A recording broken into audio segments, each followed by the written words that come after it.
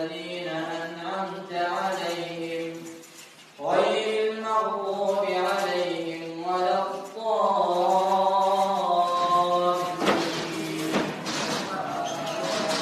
بسم الله الرحمن